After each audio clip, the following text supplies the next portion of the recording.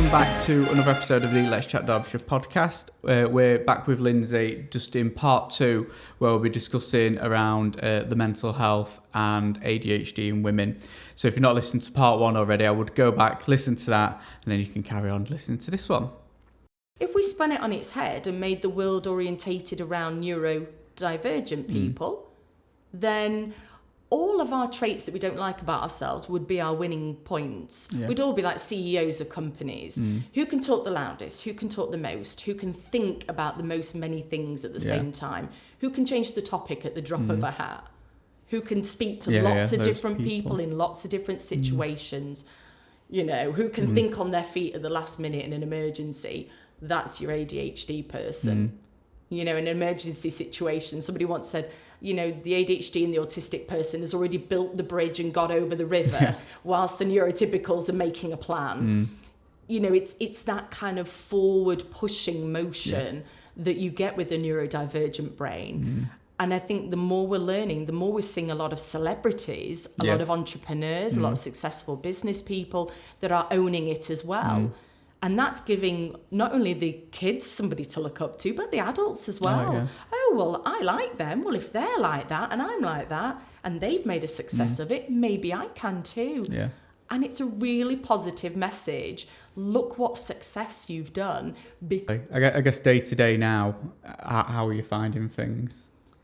I think I'm as good as I can be at this stage. I'm a lot better than I was a year or so ago. I've still got a long way to go, and I think the hardest thing is being patient. Because when you've got ADHD, the last thing you get given is a good healthy dose of patience. I get frustrated because I feel like I'm banging my head against a brick wall when I know what I need and the resources are either not there, or maybe there's a waiting list, or like I said, there's a battle over who's going to pick up the tab, and that puts you in a tricky situation again. So I'm eager to see what's going to happen in the next 12 months when my coaching starts. Maybe I come back and let you know how I get on with the coaching. But I'm learning lots of things in the meantime. Like I've learned that just talking therapy and CBT is great, but it's not necessarily great for a neurodivergent brain. So that's why when I've tried meditation, mindfulness, etc., that's why I've not been able to stick at it. That's why it's not always worked for me. And I felt frustrated, like, why can't I do this? And then somebody said, that's because your brain's not wired that way. So once I stop putting that on myself and start saying, let's rethink, how can I actively relax? How do I cheer myself up? How do I process an emotion? And it's that kind of guidance that you need from a professional, but you can also get it from chatting online forums. You know, what do you guys do for this, this and this? So I'm learning a lot about myself. I'm learning a lot of coping mechanisms that maybe sound strange to other people, but actually work for me. And I'm learning to be braver and owning it and saying it out loud to colleagues, saying it out loud to parents on the school run, saying it out loud in front of my kids, so they can see that I have that, and that's why I sometimes am the way I am, but they can also learn that that's normal. Still scary though, isn't it? It is. It is really incredibly scary. Because you're basically saying to somebody, please accept me for exactly who I am, when 9 out of 10 times you don't accept yourself. No, definitely not. I think because there's still so much stigma. It's still something that I sometimes believe because of the doubting.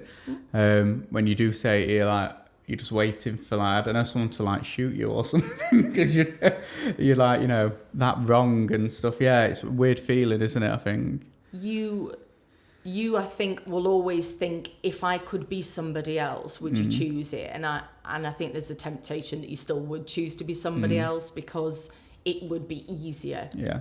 But then you're doing a disservice to all the other people who are like you, that are also looking around for somebody else to go, this is okay. The way you are is okay. It's acceptable, and we embrace you and we love you for it.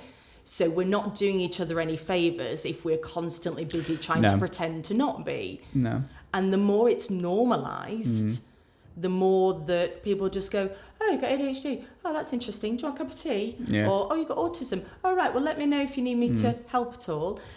It's that kind of it's no longer whisper, well, you see, I have this issue. 100%, yeah. Need to look at those things. Same in the workplace. You know, there's still that neurodivergence trying to fit in the neurotypical workplace. Yeah, definitely. And that adjustment that they have to make for you. Well, wouldn't it be a great thing if everybody, when they started a job, said, okay, how do you need your desk to look? How does your work environment need to be for us to get the most out of you? Yeah, definitely. As a person, as a human being. And then everybody gets to choose. Yeah. And then everybody's producing their best. You thrive.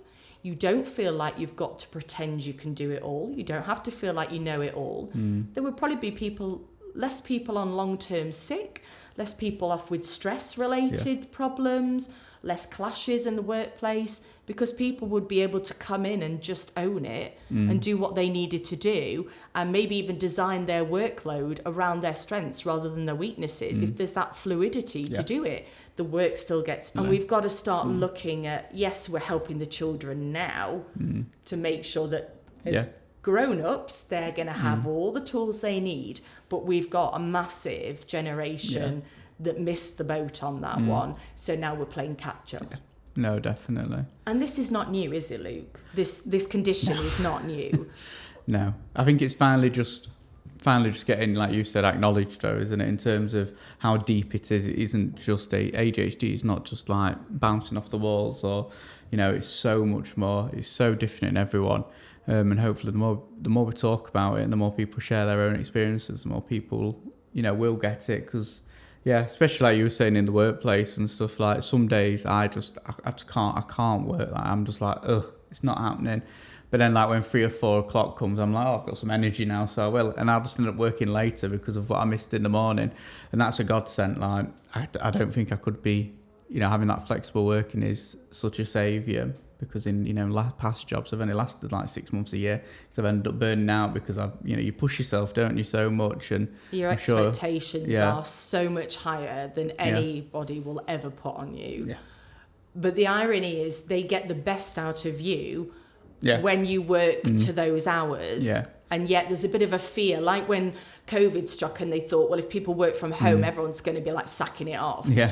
Actually, some people flourished because they could work in the hours that they were most productive, which might be 2 a.m. to 5 a.m. And then rest at the time when they get brain fog and they just can't function. No, definitely. And once we've rearranged how the workday had to look, people realised that they got more out of people when they said, go and put a load of washing in if you want. Go and walk the dog for half an hour and then come back to your desk.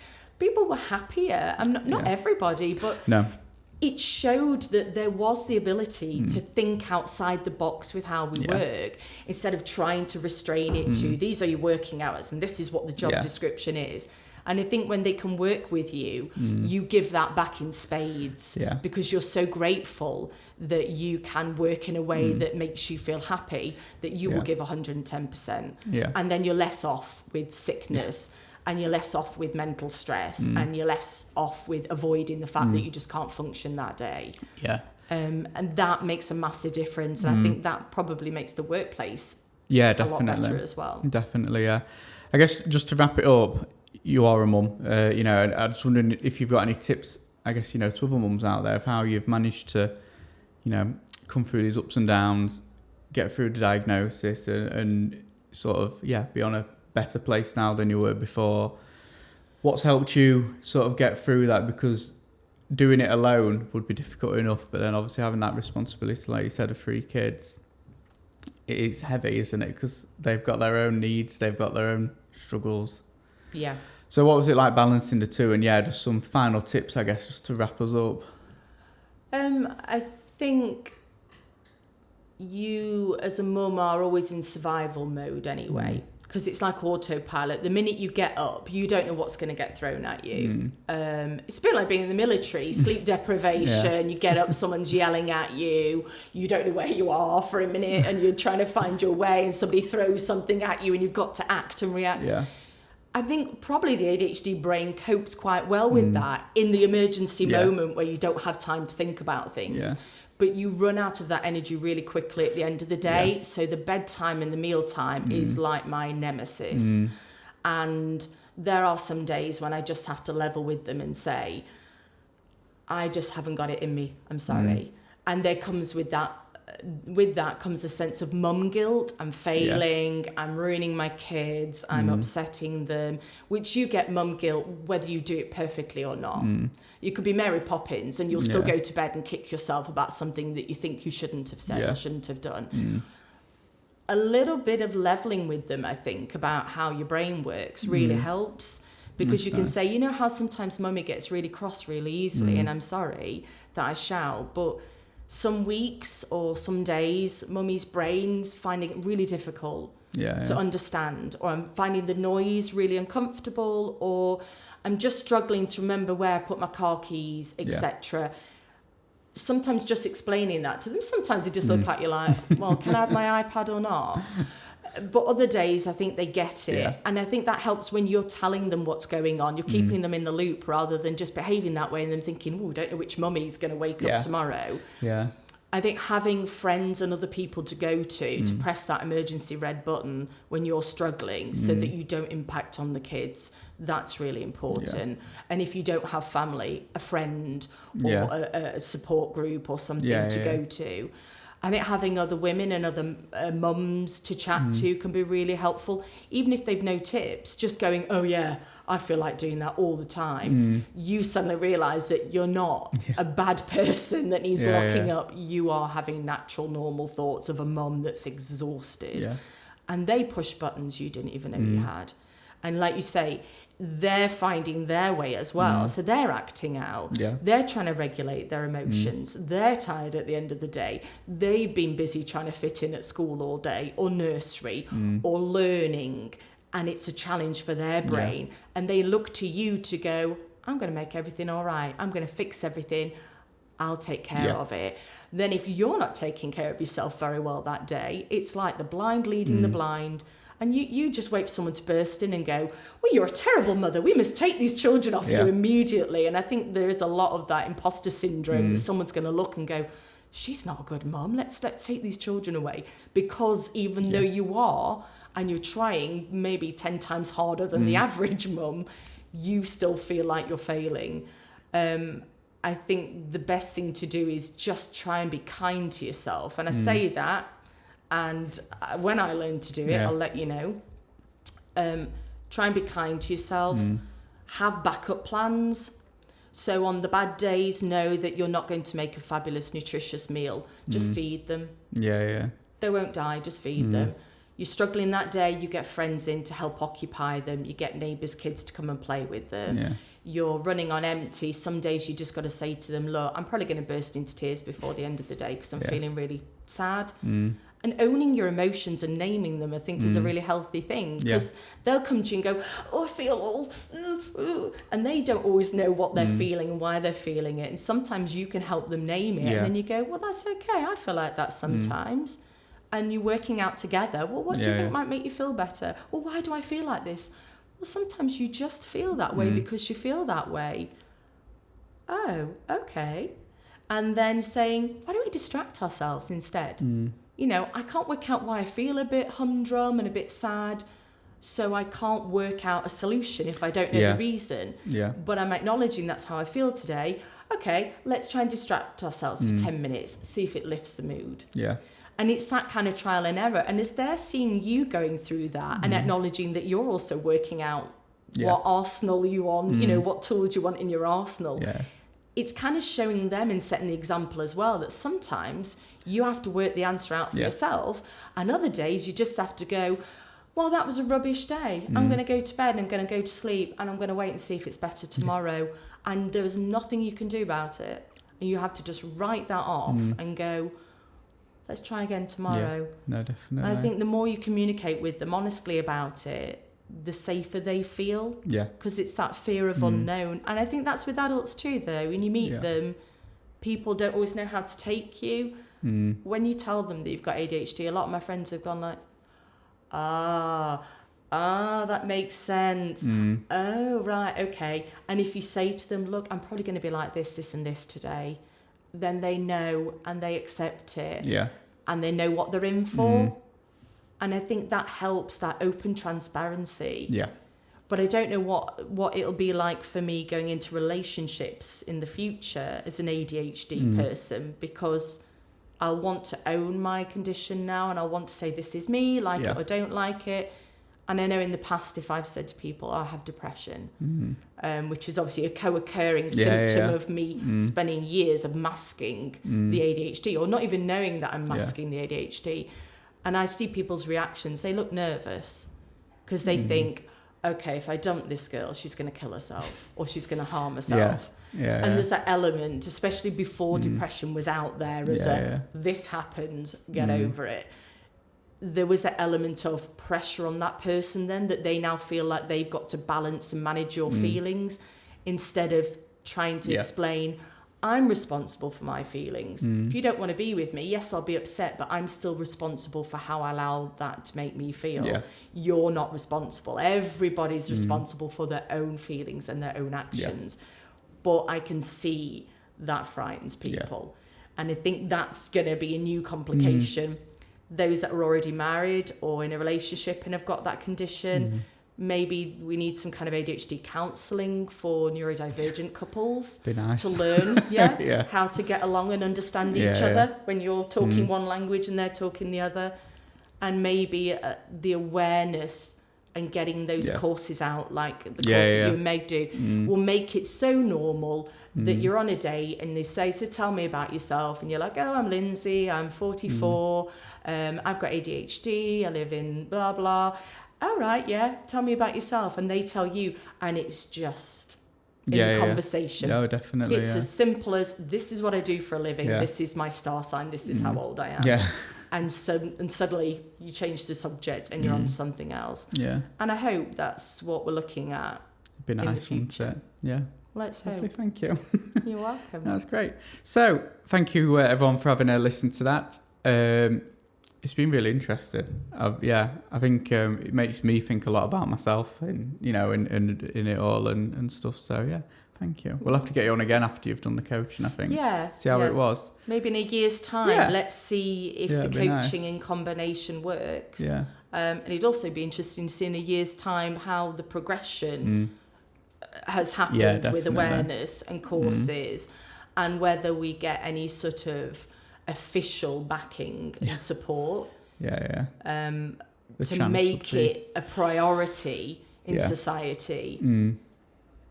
We talked the other day, just going back quickly, about the amount of people who are on antidepressants. And I know there's a lot in the press about, too many people are taking antidepressants, we've got to stop this. But this is a co-occurring symptom of ADHD or autism or whatever. Maybe if we're addressing the ADHD and the autism, the cause rather than the symptom, maybe less people will get to the stage where they need the antidepressants. They may still need them because that part of our brain doesn't function well. It's no biggie, is it? If you had a heart condition, you'd take heart tablets, right? Nobody'd go, judging you. My heart doesn't work properly, I have to take medication. But if you say your brain doesn't work properly or your emotions aren't regulated and you need to take antidepressants, people look at you like, well, you're obviously a loser.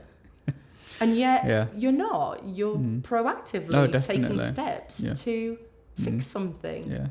So maybe the antidepressant thing that everyone's going on about will change once they start addressing the root cause of what's making people have anxiety attacks, depression.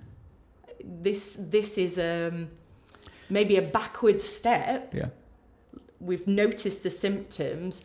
Now we've realised what the cause is, and we're going to go back.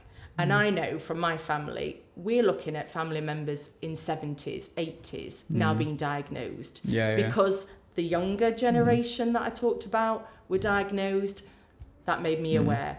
I got diagnosed, that made older people go, oh, I'm a bit like that. Maybe I've got it. And I think if anybody out there is in their 60s, 70s and 80s and thinking, well, why bother now? I've managed so long. Because just to hear somebody say, it's not your fault, you're not broken, there is a reason why you've been like that all your life. Even if you don't do anything else with it, just somebody acknowledging that is a massive, massive life changer.